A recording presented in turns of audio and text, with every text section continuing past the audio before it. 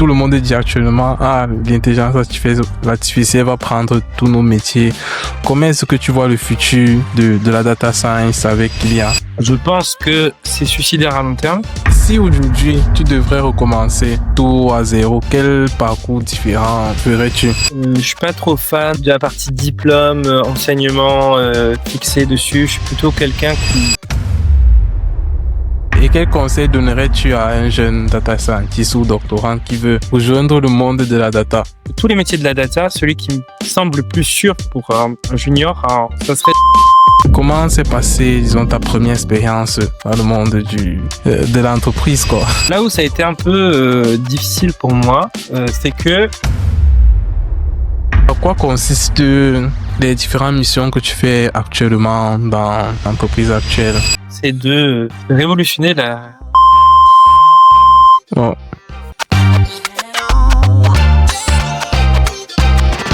Salut à tous et bienvenue dans ce nouvel épisode de PC dans la Tech où je suis ici avec Gauthier Anna, un docteur en mathématiques qui s'est lancé totalement dans le monde de la data. Et on va essayer de parler de son parcours et on va poser des questions intéressantes pour savoir comment quelqu'un qui est passionné des mathématiques se comporte dans le monde du travail en particulier. Bonsoir Gauthier.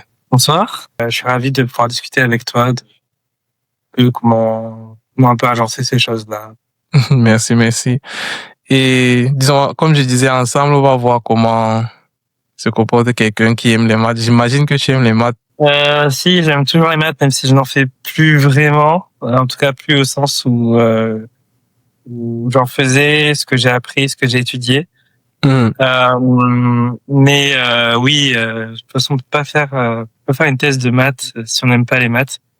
Il y a un dicton qui dit si t'as un master en maths, t'as réussi à prouver que tu étais très fort en maths.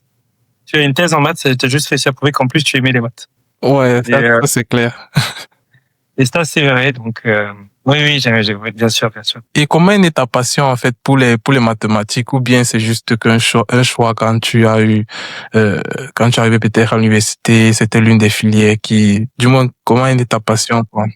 Non, j'ai toujours su très tôt que j'allais faire des maths. En fait, très jeune, mon père était un ancien prof de maths. En fait, il avait fait des études de physique et il s'est retrouvé prof de lycée par défaut, entre guillemets. Et il était assez dur, donc c'est pas tellement qu'il me donnait envie par des conseils, etc. Oui. Mais il parlait souvent de maths à la maison, de problématiques qui étaient hors du champ d'un collégien, d'un lycéen. Et en fait, c'était des choses qui m'intéressaient, il y avait une forme de fascination dans ce qu'il racontait. Mm-hmm. Notamment, il parlait, j'avais 11 ans, 12 ans, il parlait des quaternions. J'avais aucune idée de ce que c'était qu'un quaternion. Mais il en parlait en mode, lui, il disait, j'ai jamais réussi à comprendre ce qu'était un quaternion. Et du coup, ça m'a donné envie de dire, faudrait un jour que j'étudie les quaternions pour comprendre c'est quoi.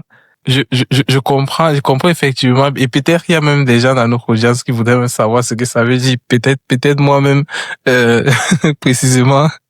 Parce que là, on parle pas de A plus B au carré, mais on parle d'un quaternion. Un quaternion, c'est ce qu'on appelle un nombre hyper complexe. En gros, on sait que I carré, ça vaut moins 1. Et il existe d'autres objets dont le carré vaut moins 1. Ces objets, tu les construis à l'aide de matrices. Et du coup, de même que tu as créé A plus IB, une fois que tu as créé d'autres objets, en l'occurrence, tu en as besoin de 3 pour un quaternion, tu peux créer un espace vectoriel. On sent déjà de la passion.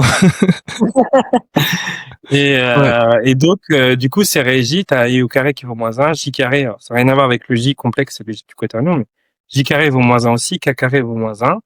Et donc, un quaternion, c'est A plus IB plus CJ plus DK. Et si tu le mets au carré, ça fait des trucs assez compliqués. Et c'est utilisé en physique théorique. C'est plus pourquoi, mais il s'avère que dans tout ce qui est mécanique, c'est pas mécanique quantique, je sais plus, faudrait que j'oublie. J'ai un peu oublié, faudrait que je retrouve. Mais c'est tout un pan de la physique cinématique très forte qui a besoin de l'espace vectoriel des quaternions pour expliquer ces équations différentielles naturelles. D'accord. J'ai quand même compris la partie des matrices parce que moi, l'autre là. Et le problème des quaternions, c'est que c'est pas commutatif. Ok. Et donc, A fois B est différent de B fois H chez les quaternions. Et du coup, ça rend les calculs beaucoup plus comme dans beaucoup de matrices en réalité. Mhm. Mais autant chez les matrices, on se dit ouais, c'est un truc comme ça vaguement, on va jamais vraiment multiplier deux matrices entre elles. Pour les cas où on connaît les diagonalisations, etc. Exactement. Dans les cas des quaternions, on le fait tout le temps. Et c'est des calculs physiques qui basent sur des multiplications entre elles, et du coup, ça rend les calculs très compliqués. Et ce qui avait rendu, en fait, mon père, enfin, il avait des souvenirs quand il avait étudié ça, c'est trop dur, quoi. Et donc, j'ai toujours su très tôt que je voulais faire des maths. Et même, en fait, j'ai toujours eu une bonne intuition des mathématiques. Par exemple, quand j'étais en lycée, on étudiait les dérivés. Mhm. Et en fait, avant d'étudier les dérivés, lorsque j'ai vu les phénomènes des dérivés, j'avais eu l'intuition de l'intégration. De l'intégration directement. Ah, je vois, je vois. Et donc, j'avais demandé à mon prof, c'était quoi, comment on créait cette opération, et il m'a dit, non, mais là, on voit ça l'année prochaine. Effectivement. Donc j'ai toujours su très tôt que je voulais aller là. Et après, ce qui est un peu plus compliqué, c'est dans quelle mathématiques se spécialiser. Parce que quand tu commences à étudier les maths de manière assez intensive, t'aperçois qu'il n'y a pas une mathématique, mais plusieurs mathématiques, avec même des manières de voir les choses très différentes, des choses qui sont beaucoup plus calculatoires, d'autres beaucoup plus géométriques, d'autres beaucoup plus abstraites, d'autres, etc. Je comprends parfaitement ça parce que moi, j'ai toujours eu des difficultés à beaucoup résoudre des problèmes de manière arithmétique. J'aimais toujours partir du côté géométrique parce que ça me facilitait la tâche. Par exemple, l'étude des fonctions, etc. Mais non, je vois un peu où tu vas en venir, quoi. Et au final, moi j'ai fait ma thèse dans un domaine qu'on appelle la théorie analytique des nombres. C'est vraiment des maths pour les maths, parce que sans aucune application du tout à la vie concrète. Et je disais parce que c'est important pour la suite, pour comment on passe du parcours à un autre. Mhm. C'est que moi, je n'ai pas fait de mathématiques appliquées, j'ai vraiment fait des mathématiques. En fait, j'étudiais les chiffres des nombres premiers et j'étudiais des transformés de Fourier de fonctions arithmétiques particulières Ok. pour déduire des propriétés sur les nombres premiers. Des propriétés au niveau asymptotique, c'est-à-dire lorsque les choses tendent vers l'infini. Quand je dis ça tend vers l'infini, c'est avec des ordres de grandeur, genre, on imagine 10 ou 15 fois la taille de l'univers en question. Oh. Donc des choses où aucune application concrète possible derrière. C'est juste envie de développer des outils mathématiques pour répondre à des problématiques mathématiques très vieilles, puisque les nombres premiers, c'est quelque chose qui est né chez les Grecs antiques. Et je me suis beaucoup plu en thèse. J'ai fait, enfin vraiment, c'était vraiment des bonnes années. J'aurais pas du tout de l'avoir fait, même si ça Mhm. m'a pas pu déboucher sur... Oui, oui, effectivement, effectivement. Et c'est ça qui me permet de te poser cette question. À quel moment, en fait, tu as décidé de quitter un peu tout le monde des mathématiques? Bon, c'est vrai que dans la data, il y a toujours les maths, mais qu'est-ce qui t'a fait le switch, quoi? Ah bah, j'ai envie de dire malheureusement, c'est le monde des maths qui ne voulait pas de moi. Et, Parce que lorsque j'ai eu ma thèse, les postes à l'université se sont vraiment extrêmement raréfiés et ça devenait en plus du fait que j'avais fait ma thèse dans ce domaine-là où il y avait très peu de gens qui le faisaient, donc il y avait encore moins de postes. oui. Euh, Si j'avais voulu persévérer, je pense que j'aurais pu, si vraiment je m'étais donné les moyens et Mhm. de la patience, j'aurais pu finir maître de conférences. Mais cela voulait dire passer 6, 7, 8 ans de post-doc dans des contrats précaires, à changer d'une ville sans arrêt à l'autre. Toujours dans la recherche ou bien, assistant prof. Si j'avais voulu continuer les mathématiques dans la recherche, en Mhm. tout cas ce qui est vraiment des mathématiques, il aurait vraiment fallu que je fasse ce parcours-là. Et donc, un an après ma thèse, j'ai eu un post-doc. Oui. Et à la fin de ce post-doc, j'ai décidé d'arrêter le parcours académique parce que c'était trop, il y avait trop d'aléas, enfin, d'un point de vue personnel, Mhm. j'aimais beaucoup les maths, mais à un moment donné, j'avais quand même aussi envie de vivre. Et Je j'avais sais. l'agrégation de mathématiques parce que j'avais passé l'agrégation avant de partir en thèse. Et je me suis dit, je vais devenir prof au lycée avec l'agrégation, ça va être pas mal. Et dès les premiers mois, j'ai su que c'était pas du tout pour moi. Ouais. Euh, la discipline, euh, le fait aussi, en lycée, il y a beaucoup de bachotage. C'est-à-dire, tu fais des exercices pour que les élèves ils aient le bac, ils aient les trucs, sans qu'il y ait une compréhension profonde de ce qu'il y a derrière. On ne demande plus ça du tout. Je sais pas si on l'a vraiment demandé un jour, mais en tout cas, lorsque j'ai enseigné, je sentais que il y avait une demande de presque voir les maths d'un point de vue purement algorithmique. En Oui, mode, tu j'ai résous beaucoup d'exercices. Dès que tu as la réponse, là, c'est bon pour toi. voilà. Puis au bout d'un moment, tu vois le schéma de l'exercice et tu sais que tu auras ce type d'exercice au bac et tu auras, si t'as bien. Et ce qui a, pour moi, n'a à peu près aucun intérêt parce que clairement, si on veut faire si on veut rendre les élèves comme des algos, bah ils se feront complètement dépasser par l'ordi parce qu'il est beaucoup plus fort que nous pour ça. Oui. Et donc j'étais enfin, je me suis vraiment pas plu du tout au niveau de la pression hiérarchique, des trucs, et même philosophiquement à cause de ça. Et donc là, je me dis bon, faut que je me reconvertisse, faut que j'aille dans le privé, parce que le public, ça sera toujours la même chose. Et ben quand t'as fait des maths fondamentales et que tu veux te reconvertir dans le privé, t'as pas beaucoup de choix. Tu fais soit de la finance, soit de la data science, soit de la crypto.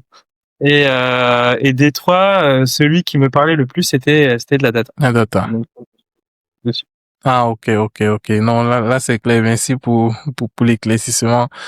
Et du coup, étant donné que tu as fait une thèse, je sais pas, est-ce que l'expérience que tu as eue t'a déjà servi, surtout par rapport à la thèse, peut-être, dans le monde d'entreprise? Certainement, oui, les maths, c'est clair, mais par rapport à ta thèse ou bien l'étude que tu as fait, t'as servi à un niveau? Alors, les outils sur lesquels j'ai travaillé en thèse et que j'ai développé en thèse, pas du tout. La raison, c'est simple, c'est que c'était trop théorique. Ouais. Simplement. Par contre, oui, là où je dirais où ça m'a beaucoup servi, c'est plus dans une forme d'état d'esprit. Du coup, je vais distinguer le point en deux, c'est qu'est-ce que les maths peuvent m'apporter et qu'est-ce que ma thèse peut m'apporter. L'état d'esprit que les maths peuvent m'apporter, c'est vraiment dans la recherche du détail, de ne pas être Bloqué. de ne pas croire à un premier résultat. Oui. Pas parce qu'il y a quelque chose qui tombe que c'est forcément bien. Faut creuser un peu plus les choses et se méfier des a priori. Ça, c'est Essayer de faire une démonstration. Comme en maths, peut-être tu trouvais le résultat, maintenant tu essaies de faire la démonstration pour être sûr. ouais, voilà, c'est ça. C'est cet état d'esprit il faut toujours être sûr. Alors évidemment, il faut plus doser dans l'industrie, on en reviendra plus tard, mais ce côté c'est pas parce que tu as eu un résultat une première fois que c'est bon. Et il faut un peu creuser et il faut se méfier des faux semblants. Ça, c'est vraiment quelque chose que les maths apportent. Et ce que ma thèse m'a apporté, c'est ma capacité à être confiant, à trouver des solutions dans un temps imparti. Parce que quand tu pars en thèse en maths, on te dit, bah voilà, là, t'as signé, ben dans 3 ans, tu soutiens, si ça se passe bien. Donc, il faut que ça se passe bien. Normalement, ça se passe toujours bien, j'espère. Et le problème, c'est que tu n'as aucune idée si le résultat que tu cherches à démontrer ne serait-ce qu'il est démontrable. Ok. Se trouve, le prof t'a envoyé au casse-pipe. Normalement, il est censé avoir fait à peu près son boulot et à peu près défricher le truc. Mais il peut y arriver à avoir un problème d'un coup qui fait qu'en fait, on n'a pas du tout les outils en l'état actuel pour résoudre le problème et que toi, t'as pas la capacité à créer cet outil-là parce que tout simplement, il faut par exemple un problème comme l'hypothèse de Riemann. Bon, personne ne mettra jamais un étudiant sur l'hypothèse de Riemann. Ok. Et l'hypothèse de Riemann, on pense qu'on n'en aura pas la solution avant 5 ou 600 ans. Wow. C'est pareil encore, si on l'a un jour. Peut-être avec un ordinateur quantique capable de faire des choses, je ne sais pas quoi. Ah bah, figure-toi que les ordinateurs sont nés en partie, donc Turing, les théories de Turing, c'est parce que lui, il ne croyait pas du tout en l'hypothèse de Riemann et il a commencé à développer son outil d'ordinateur pour pouvoir commencer à contre-démontrer, du coup, à démontrer un contre-exemple à l'hypothèse de Riemann. Il s'avère qu'aujourd'hui, on pense que l'hypothèse de Riemann est vraie, donc ça ne sert à rien. Mais donc ça peut être prolifique. Mais tu sais jamais, en maths, t'es jamais sûr à 100% tant que t'es pas arrivé au truc. Il peut pas y avoir un obstacle complètement imprévu qui arrive. Et du coup, réussir à faire une thèse en maths, je sais pas pour les maths applis, mais en tout cas en maths fondamentales, réussir à soutenir une thèse, c'est t'as fait preuve en tout cas de suffisamment de rebond et de confiance en toi pour pouvoir surmonter l'inconnu. Et ça, c'est assez fort comme Bien capacité. sûr. Et surtout dans le monde de l'entreprise, lorsqu'il y a des choses qui sont très créatives, qui sont demandées. Oui, dans la plupart des cas, il y a un problème qu'on te pose là et on suppose que tu dois être en mesure de trouver la solution. Et c'est carrément le quotidien, quoi. Ouais. Alors souvent le problème, c'est qu'un problème qui a quand même plus ou moins été déjà vu dans nos métiers que l'on fait. C'est assez rare qu'il y ait vraiment quelque chose de complètement neuf sorti de nulle part qui apparaît. Ouais. Mais si jamais il y a un truc complètement neuf sorti de nulle part, là la pression elle monte de 3, 4, 5 tons Ouais. pour le Dans les surmonter dans la... startups, le vivent clairement. Le vivent clairement, c'est là. Parce que Ouais. ils doivent tout créer à partir de zéro. Bah, c'est un peu plus complexe. Et, disons, comment s'est passée, disons, ta première expérience dans le monde, de l'entreprise, quoi? Bah c'était hardcore évidemment parce que tu mets les pieds dans un système dans lequel t'as pas du tout les codes. Mhm. Et je suis arrivé, en plus c'était pas une boîte très stable, on va dire. Ok. Il y avait beaucoup de pression qui était créée, mais avec l'expérience que j'ai maintenant, je peux dire que c'était une fausse pression. C'était une pression qui n'aurait jamais dû arriver. Ok. On était là juste parce qu'il y avait des défaillances en amont, etc. Mais il y avait beaucoup de pression tout le temps. En fait, je suis arrivé dans une équipe où déjà presque tout le monde était parti. Ils avaient recruté presque tout le reste de l'équipe. Oh, ils ont refait la team, donc. On a refait la team et ils avaient signé un contrat et les algos ne marchaient mais pas du tout. Mais quand je dis pas du tout, mais pas du tout. Et pas de Rien à voir. documentation, j'imagine. Aucune documentation. Ouais. Les gens qui avaient fait appel à des outils, alors c'est du traitement du signal, Mhm. des outils sans les comprendre, sans rien faire, sans expérience, un peu au pifomètre, et puis évidemment ils obtenaient des résultats qui étaient complètement aléatoires. Alors, en fait, on avait une semelle et on avait mis un capteur dans la semelle. Et à partir du signal transmis par le capteur, théoriquement, on devait être capable de donner un certain nombre de facteurs biométriques. Le plus basique étant le nombre de pas. Et pour te dire à quel point le truc il était délirant, on était aussi normalement capable de mesurer les temps de pause de la personne. Donc quand est-ce que tu es debout, quand est-ce que tu es à genoux, etc. Mhm. Ne bouge pas. Et l'algo devait donner le temps de manière assez précise sur ça. Et les tests qu'ils avaient fait, enfin qu'ils avaient même pas fait eux-mêmes, ils avaient juste envoyé le produit et puis le client avait fait. Ok. Et du coup, c'était resté 4 minutes debout, 4 minutes à genoux, 4 minutes sur la pointe des pieds, enfin 1 minute debout, 1 minute à genoux, 1 minute sur la pointe des pieds et 1 minute ça, et puis s'attendait à recevoir 1 minute plus ou moins 5 secondes, 1 minute plus ou moins 5 secondes des 4 Ouais. trucs. Et le coup avait renvoyé genre 5 minutes, 10 secondes, Oh, il délirait. 1 minute 30, rien à voir. Et donc, moi, j'arrive dans ce contexte, et on dit, le client, il a déjà le produit. Le produit n'a pas été testé.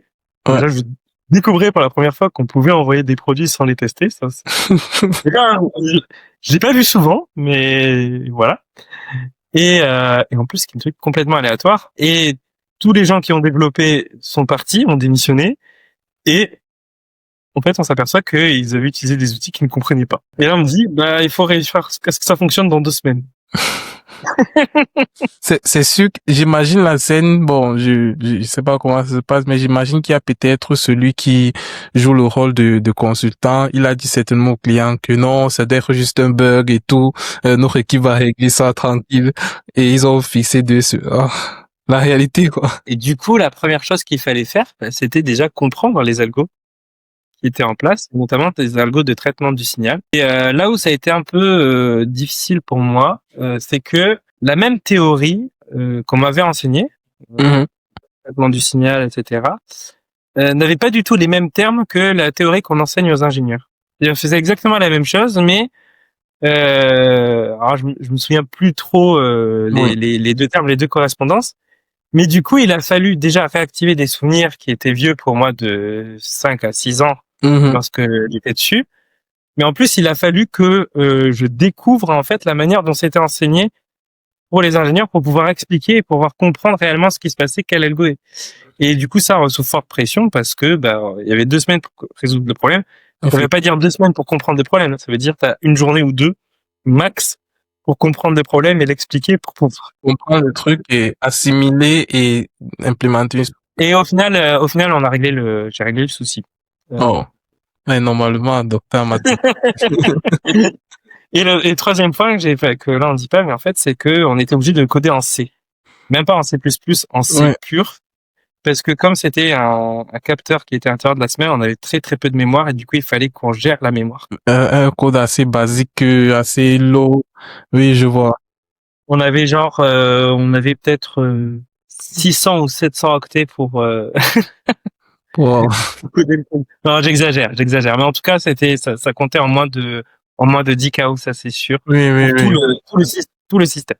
Non, c'est génial, ça. Effectivement, quand tu parles de C aujourd'hui, je me rappelle que le C++, j'avais beaucoup aimé le C++, mais, étant donné qu'il était beaucoup lié aux jeux vidéo, quoi que ce soit, j'ai directement switché trop de programmation orientée objet. Non, non, non. C'est le C++ vraiment. J'avais beaucoup aimé le C, mais après, je me suis passionné d'autres choses, bien évidemment.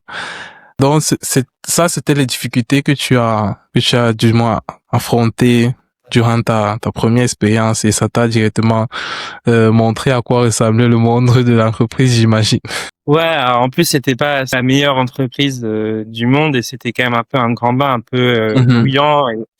Mais au final, les problématiques qu'ils cherchaient à résoudre amenaient des problématiques techniques très intéressantes. Ça m'a poussé à m'intéresser beaucoup plus près au C, à l'optimisation de mémoire, à des problématiques du traitement du signal, Mhm. d'outils mathématiques finalement pas si simples que ça. Je pensais qu'ils étaient très simples, mais qui ont des subtilités qu'il faut réussir à expliquer, à bien vulgariser. Voilà, c'est ça le Mhm. terme. À bien vulgariser à des gens qui sont pas du tout techniques. Et c'était assez intéressant. Je regrette pas du tout cette expérience-là, malgré les défaillances de l'entreprise dans la même. Parce que côté technique, c'était hyper intéressant. Et... Oui, oui, oui, ça forge et c'est ça qui rend en fait les trucs vraiment intéressants. C'est, des fois tu tombes sur des projets où, parce que déjà moi je suis habitué à parfois ne même plus consulter la documentation que si on me laisse sur un projet et tout, parce que je sais que même si je prends une partie de cette documentation qu'on m'a laissée, la personne ne pourra pas vraiment l'expliquer de la manière dont j'ai besoin de comprendre le projet. Donc souvent, j'essaie de faire un petit reverse engineering, mais et c'est nécessaire. Du coup, quand il y a un projet où il n'y a pas de documentation, bah ok, tranquille. Du moins, quand tu es déjà habitué, tu sais que c'est ce que tu dois affronter. Et tu as déjà travaillé, je ne sais pas, sur des modèles à grande échelle, du moins des prévisions, je sais pas trop, sur des énormes quantités de données. Oui. Alors, ça n'a pas abouti. Alors, c'était pas dans cette boîte-là et c'était ma boîte suivante à Jellismack. Typiquement, le projet, il y en avait quelques-uns. En fait, à Jellismack, ce qu'on faisait, c'est que on essayait d'analyser les audiences YouTube Mhm. pour capitaliser dessus. C'est-à-dire que la boîte Jellismack, Oui. elle avait fait son business de rachat de vidéos YouTube qu'elle reformatait au format Facebook. Mhm. Et derrière, par exemple, signer un contrat avec un créateur et le créateur donnait son contenu YouTube gratuitement, mettons. Et en échange, il faisait 50-50 des recettes Facebook. Et Jelly Smack avait acquis un vrai savoir, un vrai savoir-faire sur ce qu'il faut couper Mhm. pour rendre une vidéo intéressante Facebook, le format, comment la propulser au niveau des publicités, etc. Pour que l'algo de Facebook l'intègre bien, qu'est-ce qui fonctionne bien, qu'est-ce qui fonctionne pas. Elle avait un savoir-faire, on va dire, plus intuitif que technologique vis-à-vis de ces choses-là. Ok. Et son défi, lorsque j'étais arrivé, c'est justement, ils essayaient de transposer cette intuition en quelque chose d'un peu plus algorithmique. Et un des projets qu'il y avait, c'était notamment le rachat de contenu entier de YouTube. Ok. Et l'idée, c'était d'exploiter à la fois le l'argent généré par ces vidéos YouTube et après les transformer en mode Facebook. L'objectif de JSFAC, c'était vraiment de se sortir de cette dépendance à Facebook parce qu'en plus, c'était le moment où Facebook allait très mal. Oui, Et, jusqu'aujourd'hui. Ouais. et donc, mon projet, c'était de réussir à prédire le nombre de vues qu'allait faire une chaîne, une vidéo, d'ici un an, et surtout d'essayer de le faire avec des chaînes qui avaient Audience. très peu d'existence encore. Ok. Parce que, et donc, on avait dans notre dataset, on avait toute l'analytique de YouTube public. C'était quelque chose que la Wow. boîte scrapait tous les jours. Ouais. C'était pas un truc qu'elle était lié à YouTube, elle scrapait tout ça publiquement. Mhm. Mais voilà. Et donc, on avait ça en données d'input. Et t'imagines évidemment en données d'output, tu fais quelque chose de type quelle est la vue à un an après, tu fais un algorithme pas de forecast finalement, c'est de la prédiction, mais de la prédiction avec une plage temporaire entre temps dans laquelle tu es aveugle. Mhm. Et ton input, c'est la donnée à l'instant x moins ce que tu veux, donc x moins 12 et x moins Ouais, ouais, 24, et l'output, c'est la donnée en x. Et ben là, t'as du coup, t'as toutes les chaînes YouTube, quoi. oui, Donc la volumétrie. là, on a la possibilité de sélectionner maintenant des chaînes, donc que non, celui-ci ne nous produit rien, donc on peut le mettre de côté. Ah oui, alors c'est un point, c'est que effectivement la plupart des chaînes. Alors, donc il y avait deux difficultés à ce projet. Un projet, la difficulté purement ingénierie que tout le monde peut s'imaginer, à savoir la volumétrie est telle que faut réussir à faire une pipeline qui arrive à supporter le tout, même si c'était Mhm. pas, même si ça restait de l'analytics. Et donc on n'était pas dans des volumes où on avait la vidéo directe, donc c'est quand même relativement léger. Mhm. Relativement. On avait la quantité qui compensait le fait que la ligne elle-même, elle était petite. Mhm. Il y avait, alors, il y avait une autre difficulté d'ingénierie qui était, comme c'était de la donnée publique, la donnée était de qualité assez mauvaise. Notamment, YouTube, en fait, il fonctionnait en mode cumulatif. Oui. Et d'un coup, quelqu'un pouvait supprimer une vidéo, pouvait supprimer des choses, et du coup, tu avais énormément de trous qui apparaissaient. Et il fallait processer la donnée pour pouvoir avoir quelque chose qui corresponde à peu près à À quelque des chose de données réaliste. réelles, quoi. Ah, je vois, effectivement. Et au-delà de ces deux défauts d'ingénierie, il y avait deux problèmes d'ingénierie. Il y avait un problème de data pure, qui est que ce que l'on cherchait à capter comme signal, c'était un signal extrêmement rare. Comme c'est un phénomène assez rare, il y a aussi, il y a cette problématique data mais qui finalement est assez classique. Oui. Et donc tu contrôles en essayant de à la fois choper le plus de signal possible et en jouant sur une logique de portefeuille. C'est-à-dire, tu sais que tu vas te tromper. Mhm. Il n'y a pas de problème. Par contre, l'important, c'est de réussir à avoir une plage assez Une large marge de chaînes, d'erreur à ce moment. voilà, dans lequel tu te dis, tu sais que tu vas avoir 10% sur lesquels tu vas te planter complètement, Mhm. négativement, 10% sur lesquels ça va complètement exploser de manière un peu absurde, et la moyenne qui arrive à peu près dans le truc correct, et tu te dis, du coup, si vous achetez ces 5000 chaînes-là, vous allez faire tant de marge avec tant de probabilité. Tu arrives D'accord. à contrôler ça à peu près correctement. Finalement, ce qui marchait, c'est-à-dire qu'on avait voulu tenter des algos classiques de forecast, etc. Mhm. Et c'est pas ça qui marchait. Ce qui marchait, c'était des algos très classiques de machine learning, comme j'ai dit, avec input-output. Si je me souviens bien, la raison, c'est qu'il y avait des patterns communs, en fait, entre les différentes chaînes. Et du coup, tel que je l'avais interprété, l'algo a arrivé à reconstituer un peu. Ouais, avec, il prenait un bout de l'un, un bout de l'autre, etc. sur le truc qu'il avait jamais vu, mais il voyait que c'était celui-ci, le bout de celui-là, le bout de celui-ci. Et du coup, avec une certaine probabilité, il pensait que ça allait. En vrai, ça marchait pas mal. Mais je n'ai jamais pu savoir à quel point ça marchait dans la réalité parce qu'il y avait des problèmes politiques et Ouais, ouais, économiques à bien côté de sûr. ça. On te donne juste une certaine visibilité sur le truc, tu travailles dessus et tu renvoies, ouais, comme d'habitude. Et le truc n'a jamais été, n'est jamais allé au bout d'un point de vue business, quoi. Mhm. Et c'est une de des grosses frustrations que j'avais chez Gismat. Souvent, il y avait beaucoup de projets qui étaient comme ça, qui étaient lancés, et entre le moment où ça se met en place et le moment où ça peut être mis en production, Mhm.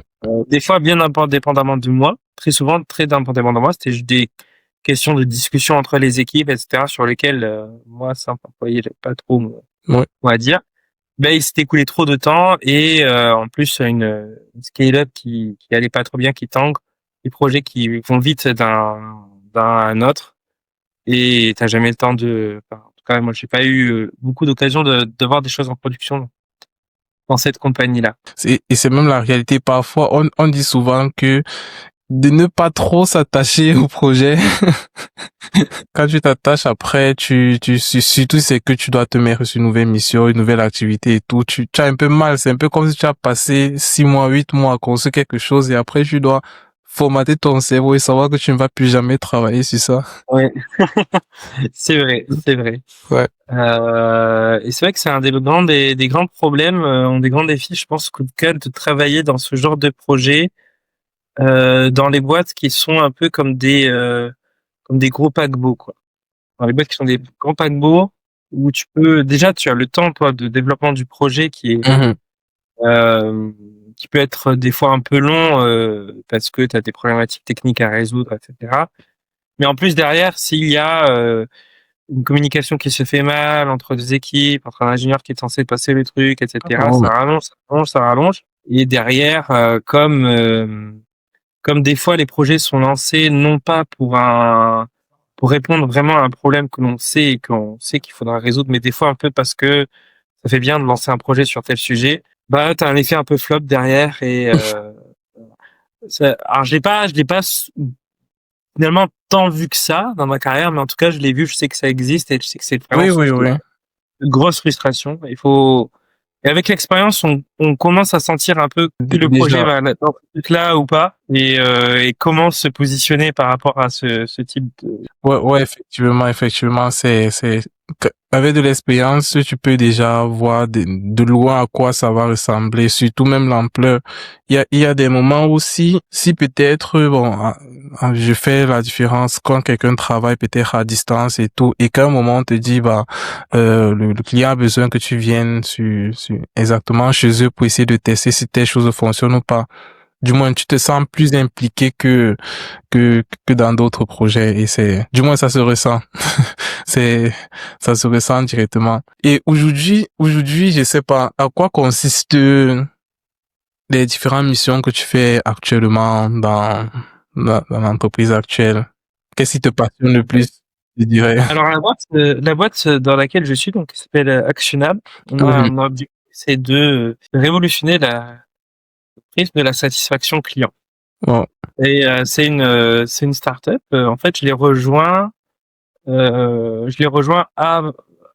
jour J où elle annonçait sa levée de fonds de démarrage. Donc, on a été trois ingénieurs à être recrutés pour la première année.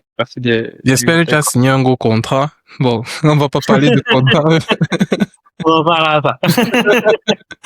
Ouais. C'est confidentiel, ces choses-là. Oui. Mais du coup, vraiment, l'objectif, c'est vraiment de changer la perception de la satisfaction client. À savoir qu'à l'heure actuelle, beaucoup de compagnies se basent essentiellement sur les verbatims, sur les enquêtes de satisfaction. Ouais. Mais sur l'enquête de satisfaction elle-même, ils vont essayer de trouver par rapport à ce que les gens ont écrit dessus, quelles sont les caractéristiques communes de choses qui ne vont pas. Ok. Donc, très bien comment on procède. Hein. LLM, le LLM, il a réussi à avoir une problématique de classification de sentiments, tout ce qu'il y a de plus standard. Sama Gem, c'est avec de la clusterisation de lui, etc., dans lesquels tu vois, bah voilà, on a problématique de la propreté, on a la problématique de ceci, ça. Nous, c'est pas du tout ça qu'on propose dans cette boîte.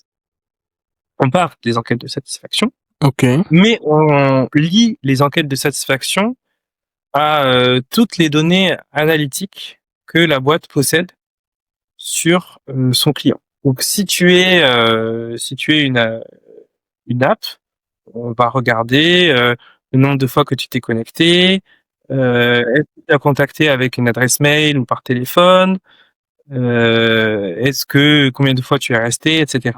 Ouais, je vois. Nos clients, on a Wigo.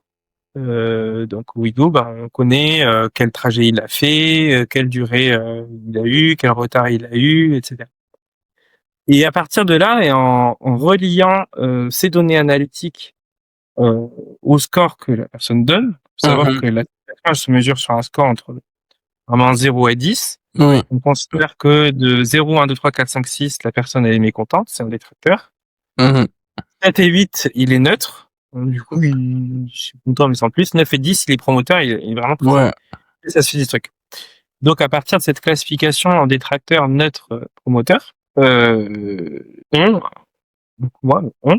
a développé des algorithmes d'analyse automatique qui permettent de dire quels sont les facteurs qui influent sur la satisfaction ou pas et à quel niveau ils influent. Par exemple, on sait que les trains, un des facteurs, c'est le retard, ça on Le n'apprend retard, pas. bien sûr. Par contre, la question, c'est jusqu'à quand? Est-ce que c'est 5 minutes, 6 minutes, 7 minutes, 8 minutes? Ça, l'enquête de satisfaction, elle ne pourra jamais te le donner. Et le mec, il va jamais dire, mon retard a eu 13 minutes 30 de retard. C'est beaucoup trop. Il va te dire, le retard a eu du retard, point barre. Nous, on a rien, on dit derrière. Enfin, du coup, on détermine que c'est à 7 minutes pour Wigo. Et donc, l'objectif, quelque part, c'est de réussir à faire en sorte que les trains, Ouais. 7 minutes ou pas. En tout cas, on donne le chiffre précis. J'aurais dû regarder mes algos pour dire avant la truc, pour savoir si c'est le cas. Mais on donne les chiffres précis jusqu'à quand Wow. c'est satisfaisant et est-ce qu'il y a des choses que l'on peut faire. Et après, il y a aussi des algos qui disent quels sont les facteurs vraiment importants. Pareil, basés sur des outils, des analyses mathématiques qui permettent de classer les facteurs de priorité et de satisfaction ou d'insatisfaction. Un truc extrêmement intéressant. Ouais, donc ça Ouais. change complètement la perspective de. On passe de quelque chose où on a vaguement une intuition, où on essaie de faire parler des modèles, des LLM, etc., à quelque chose dans lequel on a des choses très précises qui arrivent derrière et sur lesquelles on peut commencer à agir. Alors ça, Exactement. c'est la première brique. Et il y a 2 autres briques qui arrivent. La deuxième, c'est des algos de machine learning, parce qu'une fois que tu as ton input et ton output, et ben rien ne t'interdit de faire Ouais, un algo de classification dessus effectivement. et de transposer à tout le reste de ta base. Parce que il y a très peu de gens qui répondent aux enquêtes de satisfaction, parce que c'est lent, parce que c'est pénible, parce qu'on a l'impression qu'on n'est pas écouté. Ouais, c'est Voilà, vrai. raison. Et du coup, on ne sait pas quel est le réel pouls de l'entreprise à l'heure actuelle. Alors, évidemment, c'est sous l'hypothèse que les enquêtes de satisfaction sont bien menées et que elles sont représentatives de la réelle base de données. Évidemment, si les gens ont un public jeune et ils envoient et il y a que les personnes âgées qui répondent, bah, un biais. Mais ça, c'est les biais classiques de la data science. Effectivement. Et du coup, sous réserve de ces biais classiques de data science, quitte à les recontrôler avec les techniques habituelles, donc on peut retransposer à toute la base de données. Et la troisième, alors là, on est en plein dans la deuxième brique, c'est-à-dire qu'on a des algos, les algos ils fonctionnent. Oui. Là, on est vraiment sur une problématique de mise en production et d'amélioration continue, sachant que on a quelque chose qui est très important, c'est qu'on a plein de clients qui ont des données différentes, mais on ne va pas s'amuser on peut pas s'amuser à fêter un data scientist tous les 2-3 clients qui arrivent pour qu'ils créent des modèles spécifiques. Du coup, il fallait trouver une approche générique qui permette de, même si le client n'a rien à voir, Wigo, on a Wigo et Carrefour n'ont rien à voir comme données, il faut qu'il y ait la même méthodologie qui s'applique de sorte à ce que, en fait, ça s'automatise, mais sur lequel on contrôle quand même la chose. C'est assez, il a fallu un peu inventer un système de feature engineering pour répondre à cette contrainte-là. Et la troisième part de la fusée qui va arriver une fois qu'on aura bien calibré le machine learning, c'est l'explication et la causalité. Donc l'explication, l'explicabilité des algos, ça c'est quelque chose de très standard. Mais les phénomènes de causalité, c'est un peu autre chose parce que évidemment, ce qui va t'intéresser, c'est est-ce que le retard, est-ce que ça peut influencer sur un autre facteur qui pourrait influencer la satisfaction? Est-ce que si j'élimine le retard, est-ce que ce facteur-là, par exemple la propreté des trains, est-ce qu'ils vont plus acheter? Bon, c'est parce que le but c'est toujours de. Ouais. Donc et là comment pareil alors si je te parle si je prends cet exemple-là précis, c'est facile, il suffit juste de le faire à la main. Mais la question c'est comment le faire à l'échelle de beaucoup de clients, à l'échelle du client lui-même. Voilà, comment un peu rendre ça automatique Et ça, c'est la troisième étape de la fusée pour après vraiment rendre des choses vraiment actionnables. L'idée, c'est pas juste de prédire pour prédire. L'idée, c'est vraiment prédire pour derrière que notre client puisse faire des choses. Chez Carrefour, c'est important de savoir si les personnes sont promotrices ou détractrices, pas pour que le mec il sache, etc., mais pour qu'il puisse agir sur le détracteur. Et donc, Effectivement. il faut que derrière, il sache la cause du détracteur et il faut qu'il sache être exact. Est-ce que c'est parce qu'il a payé trop cher, mais est-ce que c'est vraiment ça? Ou est-ce que c'était parce que il avait pris une bouteille de champagne et en fait, en prenant la bouteille de champagne, ça a forcément gonflé son prix, Ouais. mais dans l'un, il va faire une action, dans l'autre, il va pas la faire. Donc ça, c'est extrêmement important pour. Ouais. Wow. Wow, c'est très intéressant. Je dirais même que je suis même un peu jaloux parce que, parce que derrière ce que un data ingénieur entre parenthèses fait, c'est plus préparer les données pour vous donner et vous faites le travail le plus intéressant, quoi. Wow. C'est magnifique. Alors après, je dis ça comme ça fait très sexy, mais il y a une grosse partie du travail qui est de l'optimisation d'algorithmes. Notamment, on avait des algos qui tournaient, mais ils tournaient en manière assez fonctionnelle chaque jour, mais ils crashaient de temps en temps. Ils prenaient trop de RAM, ils prenaient trop de trucs. Mhm. Là, j'ai eu un projet sur lequel j'étais 2-3 mois, sur lequel j'ai optimisé tous ces algos-là avant de repartir à la suite. C'est aussi le fait de travailler dans une startup aussi jeune, c'est que, ok, t'as le côté où tu crées tout, mais le côté où là maintenant, c'est aussi à toi de la créer, quoi. Tu peux Ouais, pas bien la sûr, déléguer bien à sûr. quelqu'un d'autre. C'est ce que je disais au début, c'est vraiment quand tu travailles dans les startups que tu peux exprimer peut-être tout ton potentiel parce que ce ne sera pas juste ce que tu connais, il va falloir que tu affrontes un peu l'inconnu. Non, c'est vrai que c'est une mentalité particulière, les startups. Comme tu dis, faut être capable de résoudre un problème finalement. Peu importe comment tu le résous, peu importe ton background, ce qu'il faut, c'est résoudre le problème, point barre. Oui, Si tu résous pas le problème, personne ne pourra le résoudre à ta place et la boîte va capoter. Et, effectivement. et des problèmes, il y en a plein. Du coup, il y a ce côté un peu excitant, un peu intéressant, qui peut éviter une forme de monotonie. Mais je pense pas que tout le monde soit capable de travailler dans cet environnement-là. Il y a un facteur quand même stress. Alors moi, je n'ai aucun problème avec ça. J'emploie le terme stress, mais en vérité, je sens pas de stress. Mhm. Mais il faut avoir une forme de caractère qui peut être capable qui doit être capable de l'absorber, parce que t'as pas le choix de l'absorber. Et encore, moi, je suis pas un fondateur. Si aujourd'hui tu devrais recommencer tout à zéro, quel parcours différent ferais-tu? Non, au final, je changerai rien parce qu'à partir de mes premières aspirations, ça pouvait difficilement passer par autrement que par la page thèse en mathématiques fondamentales. Une fois que la thèse en mathématiques fondamentales elle est validée, Mhm. reconversion un peu sur le tard et un peu hardcore dans du code, parce que du coup j'avais jamais vraiment codé.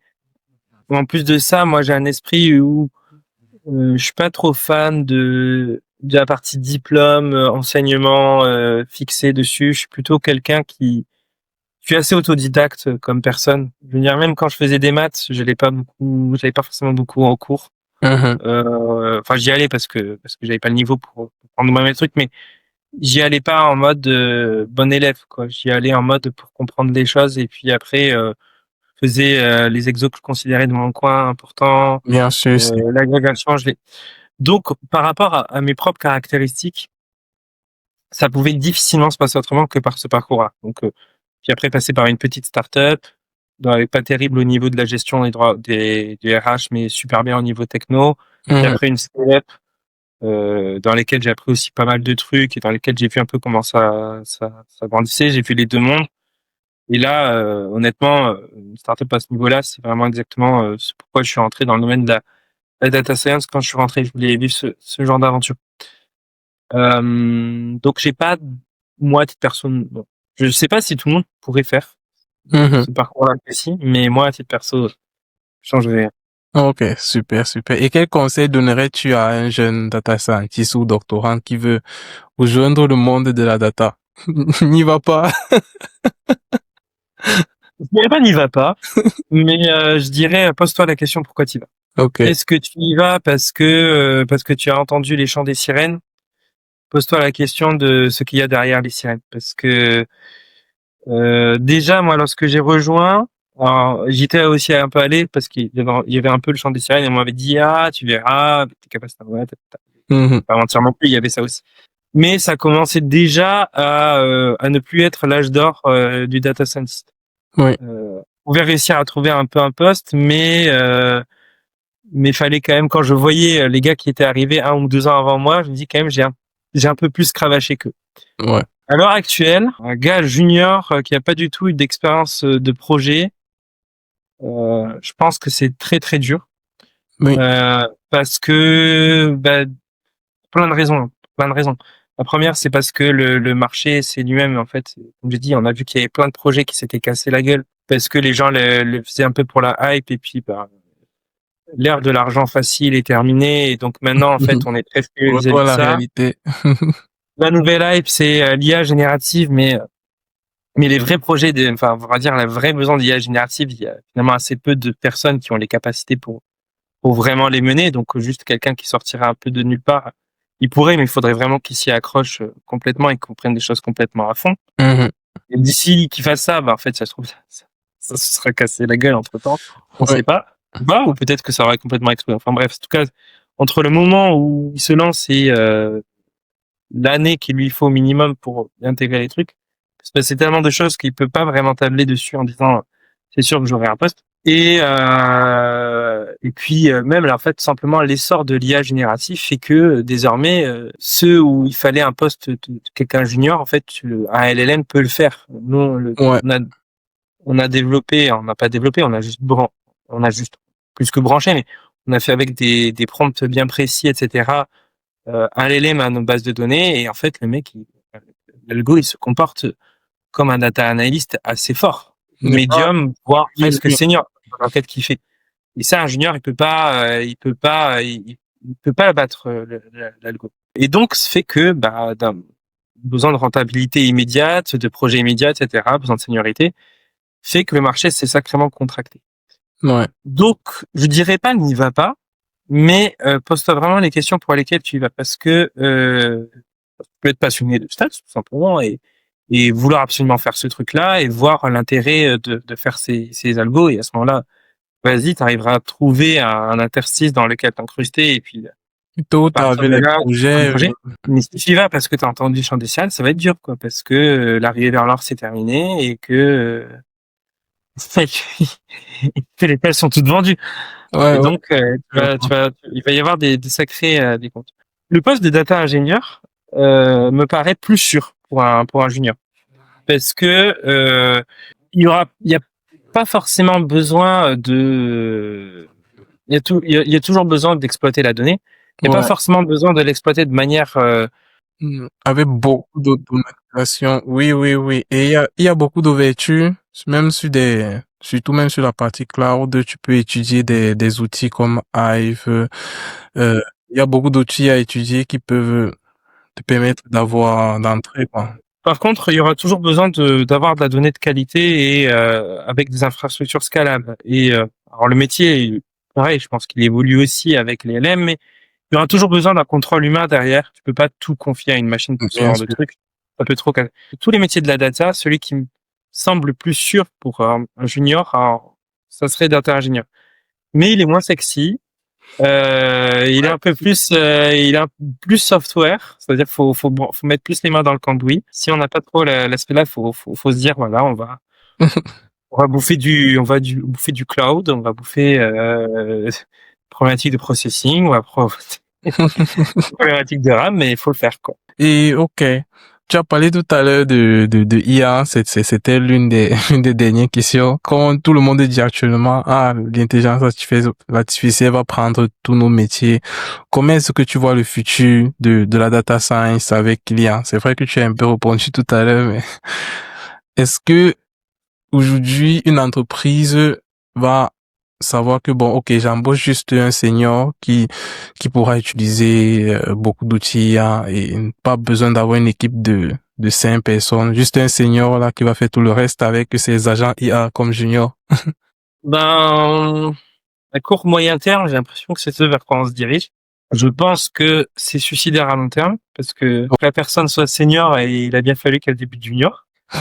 Et si on laisse pas la place aux juniors à un moment donné, ben les LM peuvent bien prendre la place des juniors dans un premier temps, mais tu prends le risque d'avoir une machine folle ou d'être juste trop dépendant aux constructeurs des LLM, soit du coup qui vont te faire un peu augmenter les prix, soit une dégradation des performances dans lesquelles tu n'es pas du tout, tu ne maîtrises absolument pas. Cependant, faut être réaliste.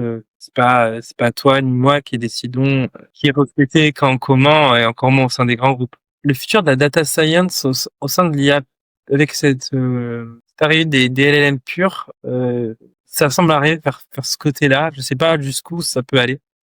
C'est assez compliqué à voir. Quand est-ce que les gens vont arrêter, vont se dire non, on va quand même recruter des juniors pour faire ces trucs-là. Oui. Par contre, il y a un truc que je pense qui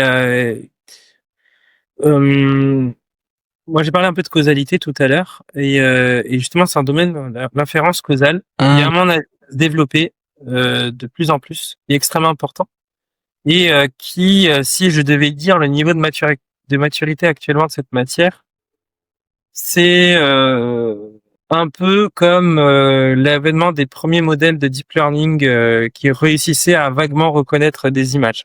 Ok. Donc, c'est-à-dire qu'il y a des outils, les outils ils fonctionnent mathématiquement d'un point de vue théorique. Il y a des frameworks. Les frameworks sont plus ou moins faciles à installer, plus ou moins faciles à montrer, etc. Mais Ça marche à peu près, ça marche pas exactement comme on voudrait que ça. pas à la perfection, mais bon, il y a une certaine base. Il y a quelque chose qui se passe, Oui. et surtout c'est que pendant très longtemps on était dans le paradigme. Finalement, le machine learning, c'est quoi? C'est tu crées de la connexion entre deux côtés de la donnée. Mhm. Peu importe que cette connexion ait du sens ou pas, l'important c'est que tu arrives à utiliser la donnée de gauche pour réussir à estimer la donnée de droite. Parce que c'est pas trop ce que tu voulais faire, mais tu sentais que tu avais besoin d'une estimation de cette donnée de droite. Le point, c'est que on sent que sur un certain nombre, voire un très grand nombre de cas, ce n'est pas suffisant. Mhm. Dit par exemple le cas de Carrefour, certes, la personne peut être détractrice parce qu'elle a un panier très fort, Mhm. parce elle a acheté un caddie, mais la raison c'est pourquoi est-ce que elle a ce caddie moyen très fort? Est-ce que c'est parce qu'elle a acheté un magnum de champagne, ou est-ce que c'est parce qu'elle a acheté plein de petits produits? Bien, juste le fait de savoir qu'elle est détractrice, déjà c'est pas suffisant pour savoir comment on agit sur un détracteur. Le fait de savoir qu'elle est détractrice parce qu'elle a un panier, on arrive à peu près à agir. Et ce qu'on veut vraiment savoir, c'est quelle est la cause du fait qu'elle soit Oui. détractrice. Est-ce qui va nous permettre de savoir qu'elle va revenir tous les jours à 15 heures Ouais, pour acheter? voilà. Ouais. Du coup, Ouais. c'est pas juste expliquer la raison du modèle, c'est vraiment réussir à, à avoir une connexion forte entre la donnée de gauche, du coup, le panier, et la donnée de droite, promoteur, Ok. neutre, détracteur. De sorte à pouvoir bouger cette connexion pour voir qu'on continue à agir. Alors, je pense que le machine learning avait le paradigme qui fait que à partir du moment où tu as créé une connexion, cette connexion est à peu près suffisamment forte pour pouvoir agir au niveau du portefeuille. Je sais pas à quel point elle est vraie je sais pas si c'est clair ce que je viens de dire avec le. Oui, je crois, bon, peut-être ceux qui vont écouter, là, parce en même temps, je t'écoute, j'essaie en même temps de me donner des réponses, mais je crois. En gros, je pense que longtemps, ce qui a été le socle théorique du machine learning, Mhm. du deep learning et du coup des LLM, c'est que à partir du moment où tu réussis à créer une connexion entre ta donnée de gauche et ta donnée de droite, ben, même si cette connexion elle est compliquée, si tu avais suffisamment de données statistiques, forcément elle a du sens. C'est un peu ce que l'on pense en fait intuitivement. Et c'est pour ça qu'on a envie de faire du machine learning et de l'utiliser pour après Peut des jouer sur les prédictions données et d'entrée, tout. etc. Mhm.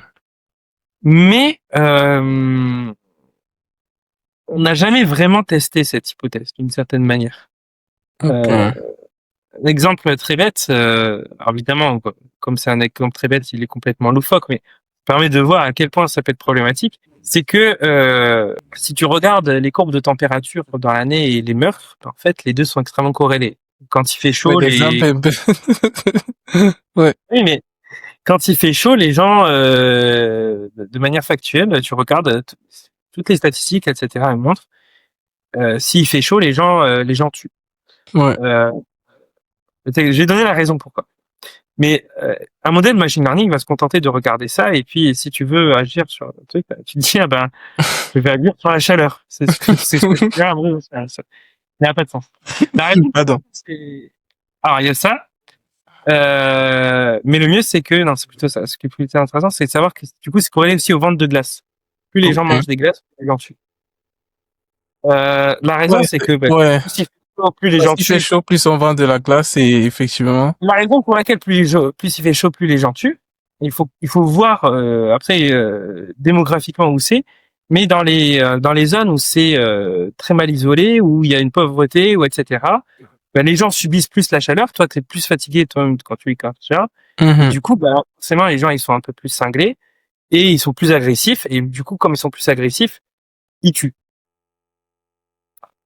Du coup, pas parce qu'ils vont se mettre, mais Ouais, si on continue avec des conclusions par... la même probabilité de je suis agressif, donc je tue. Si tu augmentes le nombre de gens qui sont agressifs, forcément, il y a plus de meurtres qui arrivent. C'est juste ça. Et donc, faire juste un modèle qui dit ah bah la chaleur, etc., bah, c'est pas forcément intéressant. Ce qui est intéressant après, c'est de le redécouper. Encore pire, le modèle qui dit qui relie les ventes de glace au meurtre. Enfin, et il faut un modèle qui aurait les ventes de glace et qui aurait les meurtres, qu'il arriverait à comprendre également. C'est même encore pire, tu vois. Mais tu peux pas agir pour autant. Si tu veux agir, il faut réussir à comprendre la causalité, le lien le schéma causal précis. Il fait chaud, donc il y a ceci, donc il y a cela, donc il y a cela. Et à ce moment-là, tu peux voir à quel moment tu peux voir le. Ouais, tu peux prédire un vrai comportement. Ouais. Et ça, réussir à déterminer quel nœud joue sur quel truc avec quelle valeur, il y a des outils mathématiques qui le font et qui permettent de décorréler, d'enlever les biais liés à des fausses corrélations, à des choses qui sont trop importantes. Si je reviens sur un exemple plus sympa, qui est l'insatisfaction dans les trains, le retard du train étant le motif le plus important de l'insatisfaction, potentiellement, si je découvre moi un autre motif, en fait, ce motif, c'est juste parce que les gens, mettons, je sais pas, le Paris-Toulouse, Paris-Toulouse, les gens sont pas satisfaits. Peut-être la raison, c'est tout simplement que le Paris-Toulouse est tout le temps en retard. Auquel cas, ça veut pas dire qu'il faut changer la rame du train Paris-Toulouse. Il faut juste qu'ils arrivent à mieux contrôler leur retard Paris-Toulouse comme n'importe qui d'autre les ferait. Donc, il existe des algos qui permettent de prédire en décorrélant l'effet retard de l'autre effet. C'est ce qu'on appelle l'inférence causale. Ok. Ok. Là, c'est assez intéressant à jouer dessus. Et comme j'ai dit, c'est assez. Il y a une forme de maturité, une maturité théorique. Il existe des algos, il existe des frameworks d'inférence causale. Pour autant, le lien entre la théorie et ces frameworks reste encore un peu à creuser, à travailler. Ok. D'accord. Non, c'est conversation très, très, très intéressante. Vraiment, Gauthier, j'ai appris beaucoup. En réalité, il faut partir si tu regardes les statistiques de glace et les statistiques de meurtre, tu vois que c'est vraiment lié. Enfin, vraiment, je conseille un livre qui s'appelle The Book of Why de Judea Pearl. Judeapearl. Il montre les choses et tu vois janvier, nombre de glaces vendues, meurtre, février, nombre de glaces vendues, meurtre, etc. Wow. Et effectivement, en juin, juillet, août, nombre de glaces vendues assez élevé et meurtre assez élevé. Un algo de machine learning, le paradigme du machine learning, c'est si tu arrives à relier statistiquement la donnée de gauche, donc le nombre de glaces vendues, et la donnée de droite, le meurtre, à ce moment-là, tu as réussi à comprendre un lien. C'est pas un lien causal, mais tu as réussi à comprendre un lien statistique entre la donnée de gauche et la donnée de droite. Tu peux commencer à. C'est assez catastrophique dans ce cas parce que tu as envie de dire si je veux diminuer le nombre de meurtres, je vais enlever des glaciers dans ma ville. Ouais. Et la raison pour laquelle en fait ça marche, c'est ce qu'on a. En fait, c'est vraiment un système de causalité. Mais c'est une causalité, j'ai oublié le terme, c'est une fork, du fourchette. Ok. C'est que tu as la température qui agit sur les glaces et tu as la température qui agit sur les meurtres. Et du coup, si tu enlevais l'effet température, bah, effectivement, tu verrais que la glace et La les glace et meurtres l'humain, lui. n'ont rien à voir. Oui. Mais comme la température a un impact très fort, mettons que tu veux dire, le ventre de glace, c'est la température, l'augmentation de la température divisée par 4, mettons c'est ça, et qu'elle a un effet très fort sur les meurtres, et du coup, tu as l'impression qu'il existe un lien linéaire entre le nombre de Oui, ça glaces et le forme nombre un triangle au final entre. Voilà. Ouais. Et en fait, ça, tu peux le reproduire un peu. Alors, j'ai dit, du coup, la température et le meurtre, pourquoi? Parce qu'en fait, il y a la température, il y a mine de rien, il y a ceci, il y a l'effet de l'habitation, il y a le quartier dans lequel tu vis, mais la température agit sur l'habitation isole mal la chose, Ouais. ça augmente l'agressivité de la personne. C'est comme ça qu'on l'explique. Et du coup, si tu as, chez Ouigo, on sait que c'est le retard des trains qui est extrêmement impactant. On sait qu'il y a une ligne qui est assez impactante, je sais pas celle-là, mais mettons Paris-Toulouse, ok? Oui. En fait, la question c'est est-ce que cette ligne est vraiment impactante ou est-ce que cette ligne, pour une raison X ou Y, subit tous les retards du monde? Si Ouais. cette ligne, pour une raison X ou Y, subit tous les retards du monde, forcément, les gens ils sont pas contents. Mais c'est pas parce que c'est à cause de la ligne, c'est à cause du retard. Point barre. Ouais. Peut-être qu'il y a un train qui empêche qu'il passe directement ou bien, je vois. Donc donc en fait, il faudrait réussir à éliminer le facteur retard de la ligne Toulouse pour vraiment étudier l'impact de cette ligne sur la satisfaction.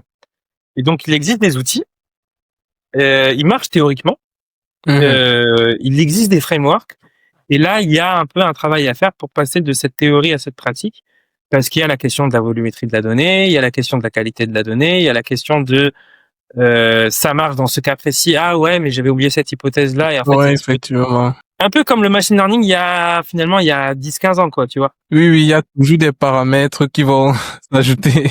On sait que ça va marcher théoriquement, on sait que il faut un peu de maturité pour que ça marche, qu'on arrive à vraiment le faire fonctionner parfaitement en entreprise, mais ça demande encore un petit peu de maturité dans ce projet.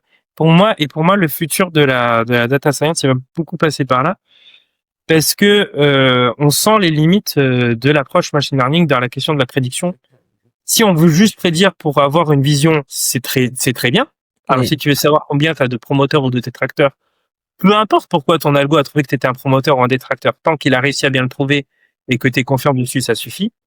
Par contre, si tu veux agir dessus, ça ne te suffit plus. Et même l'explicabilité, ça te suffit plus. Le fait de savoir parce que tu as eu de retard, c'est déjà bien mieux. Déjà Mais c'est bien, pas, mais. tu peux être certain que c'est lié à ça, quoi. Et que ça n'est pas lié à autre chose. Ok. Wow. Wow, Gauthier, merci beaucoup. Merci pour ces gros échanges et pour toutes tes réponses. Vraiment, j'ai beaucoup appris. Certainement, pour quelqu'un qui va écouter cet épisode, il aura l'occasion peut-être un passionné de mathématiques va peut-être vouloir aussi se lancer dans le monde de la data science parce que il y a beaucoup à faire avec toutes ces connaissances. Oui, il y a toujours comme on disait, quelqu'un de vraiment passionné qui s'intéresse vraiment à ces choses-là, qui a vraiment envie d'utiliser des outils mathématiques d'un point de vue pratique, il faut qu'il s'accroche. Ça va finir par marcher. C'est pour ça que je posais la question, pourquoi est-ce que tu fais ça, quoi? Ouais. Et il y aura toujours besoin de gens qui ont une maîtrise des outils, une maîtrise théorique des outils, parce qu'on peut pas se laisser dompter par ces choses-là. Et pour ne pas se laisser dompter, il faut avoir une compréhension fine et théorique de ces choses. Mais c'est dur en ce moment, et du coup, faut vraiment avoir cette foi et faire vraiment s'accrocher. D'accord. Donc, on va y mettre un peu de passion. Je te remercie encore et, et merci d'avoir accepté notre invitation sur cet épisode. Merci à toi. C'était vraiment, ça fait plaisir par ce temps de vacances d'avoir cette dispute et d'échanger avec toi. C'était très Ok, super. Donc, je vous dis dans un prochain épisode de PC dans la tech. Aujourd'hui, on était avec Gauthier. Ciao.